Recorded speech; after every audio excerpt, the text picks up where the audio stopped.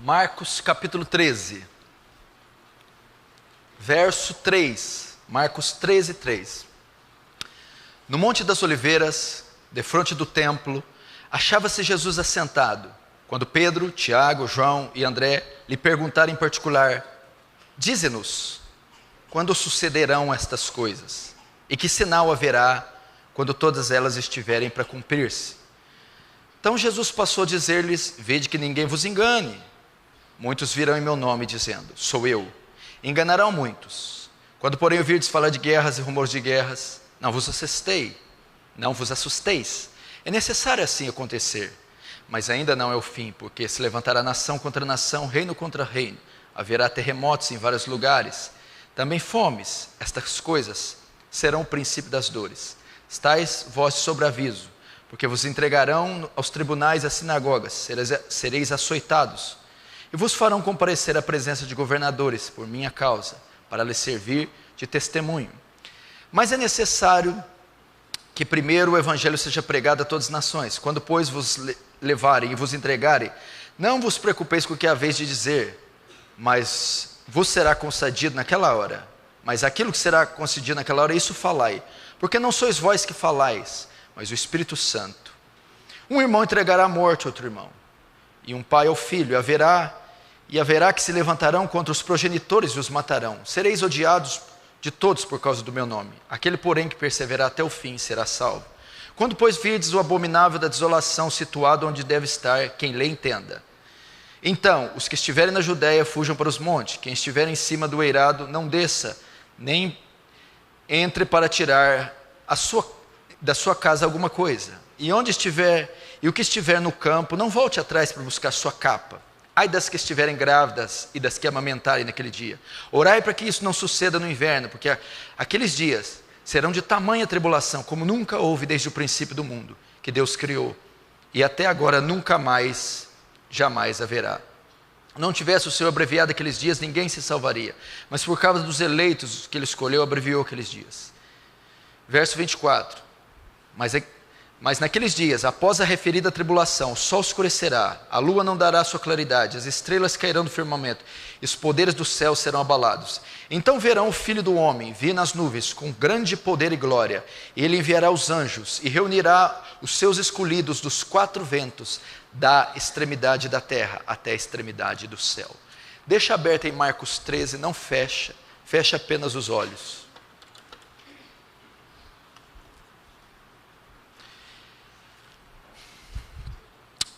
Santo Jesus, pedimos agora, Senhor, a sua graça sobre nós, o seu auxílio na exposição desse texto.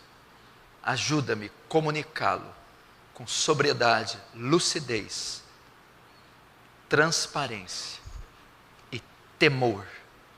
Que a graça do Senhor domine esse salão nesse instante, a despeito do nosso pecado, insignificância e rebeldia contra o Senhor. Usa de misericórdia com essa geração, com essa congregação, com todos que vão me ouvir e me escutar. Manifesta teu poder, livra-nos da ira vindoura, não deixa nenhuma mente aqui dispersa, nem um coração irreverente, diante daquele que é 3 vezes santo. Abre ouvidos para ouvir tua palavra. Abre corações para crerem na tua palavra. E abre mentes para que tenham entendimento. Salva-nos e seremos salvos. Liberta-nos e seremos livres. Santifica-nos e seremos santos. Faz teu reino avançar. Receba a glória para si e nos conforma à imagem do seu Filho. Amém. Porque o tema que eu vou tratar é o tema que nós estamos vivendo. Ele é atual, ele é pertinente, ele é oportuno. É o Apocalipse. Nós podemos dizer que nós somos a geração mais apocalíptica que já existiu. Por quê? Porque nós somos a última geração.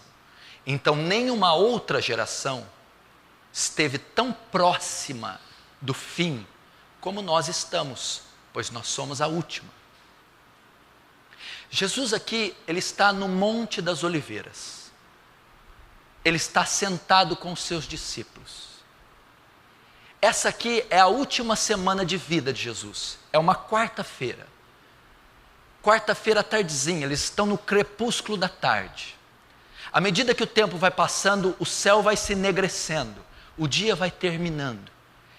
É a semana da paixão de Cristo. É a quarta-feira. Na sexta, ele vai ser morto.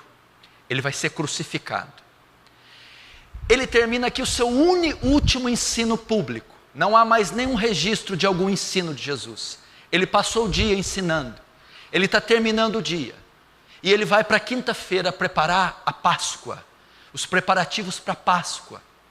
Os preparativos para a última ceia. Então, essas vão ser as suas últimas palavras, até ele ser condenado e ser crucificado. Então, na quarta-feira à noitinha, ele se assenta com os discípulos. Depois de dizer da destruição do templo, os discípulos então, aproveitando o ensejo da declaração de Jesus, dizem: Mestre, que sinal o Senhor nos dá? Quando sucederá todas essas coisas? Eles já sabiam que o Messias estava prestes a morrer, significando que o seu tempo na terra tinha terminado. Ele havia cumprido o seu propósito e todas as profecias messiânicas do Antigo Testamento já haviam sido cumpridas em Jesus. O Verbo havia se encarnado. Maria deu à luz a um menino. Ele cresceu sem pecado, cumpriu a justiça de Deus, morreu na cruz, levou nosso pecado, pagou a dívida e ressuscitou dos mortos. Nisso consiste a história de Jesus. E aqui ele está uns passos do cumprimento total da sua primeira vinda. Depois que ele fala isso, surge uma curiosidade, surge um temor nos discípulos, sabendo que a trajetória do seu Messias já ia terminar, ainda que eles não aceitassem a morte de Jesus. Eles perguntam: Senhor, quando é que irá restaurar Israel? Quando é que tomará posse do teu reino? Quando é que toda a terra será encherada do conhecimento e da glória de Deus? Quando é que o fim ocorrerá?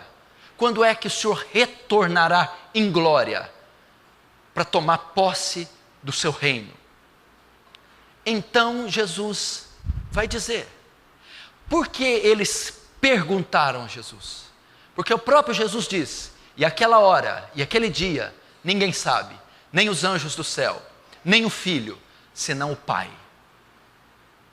Ninguém sabia com exatidão quando o fim iria ocorrer, quando Jesus retornaria, quando o século se consumaria e esse século passaria. Mas ele deixa alguns sinais. Ele deixa sinais. Ele não disse quando ele viria, mas ele disse o que esperar. E baseado nesses sinais, nós, a igreja de Cristo, 2000 anos depois do que ele falou, nós também podemos nos situar, estar alerta e preparados para que esse dia não nos pegue de surpresa. Então ele vai dizer, vai responder a pergunta dos discípulos: quando sucederão todas essas coisas? Que sinais haverão da sua vinda? A vinda de Jesus compreende o julgamento do mundo, a redenção da terra. Nós chegamos no capítulo 14 e encontramos um evento específico. A partir do verso 14 até o 23, vai ser narrado aqui um evento específico.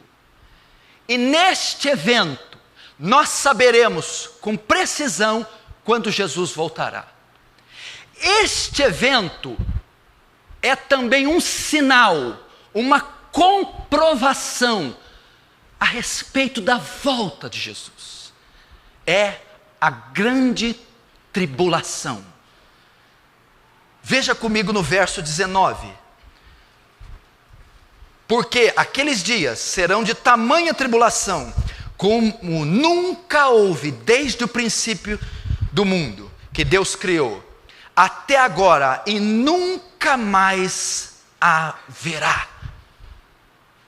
É outro sinal que Jesus deixou.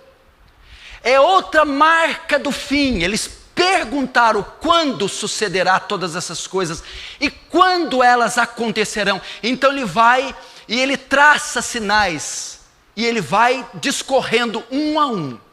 E ele termina dando um dos últimos sinais e derradeiro sinal. Haveria um tempo, uma fase, um evento que anteciparia, precederia a volta do Messias. Este evento se chama a grande tribulação.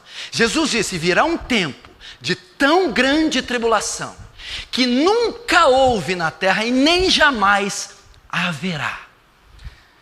Tudo isso que você está vendo, guerras, rumores de guerras, pestes e fomes, Jesus diria que o mundo estaria passando por muitas crises e muito sofrimento. Só que no verso 7 ele vai dizer: porém ainda não é o fim, isso é só o princípio das dores. Isso que nós estamos passando é fichinha. Esses assassinatos, crimes, epidemias, terremotos, esses falsos profetas, é só o princípio. Ele usa um termo aqui da mulher grávida, quando está para dar luz. Até ela dar a luz, ela sente várias contrações, e as contrações são leves. E à medida que o bebê nasce, as contrações encurtam o tempo e aumentam a intensidade, ou seja, ela tem mais contrações e mais dor.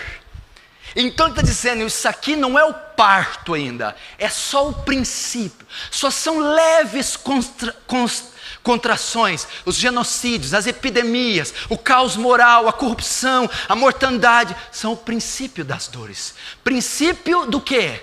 Daquilo que ainda haveria de vir. Um período jamais imaginável, um período de sofrimento, de tragédia que a terra nunca contemplou, um período que ultrapassa o morticínio da Segunda Guerra. A Segunda Guerra matou quase 100 milhões de pessoas.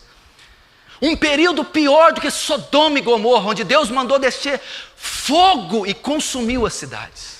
Um período até pior que o próprio dilúvio, onde devastou a terra, sobrando 8 pessoas. Jesus disse que seria um período de tão intenso sofrimento, de tão grande calamidade, de tão grande tormento, que a terra nunca tinha presenciado até então um período como esse, e nunca mais vai presenciar. E esse período ele chama grande tribulação. Haverá uma grande tribulação, e então, após a grande tribulação, eu voltarei. Será uma série de eventos cataclísmicos, sem precedentes, sem paralelos. Esse tempo durará até a segunda volta de Jesus. Quando iniciar o período da grande tribulação, da dor, da tragédia, do tormento sobre essa terra, ele só terminará, só será estancado esse período de grande tribulação com a segunda vinda de Jesus, com o retorno. Será o pior momento da humanidade. Nada semelhante desde a criação do mundo. Será uma série de juízos despejados contra a terra. Entretanto, esse é um dos sinais mais precisos da volta de Jesus.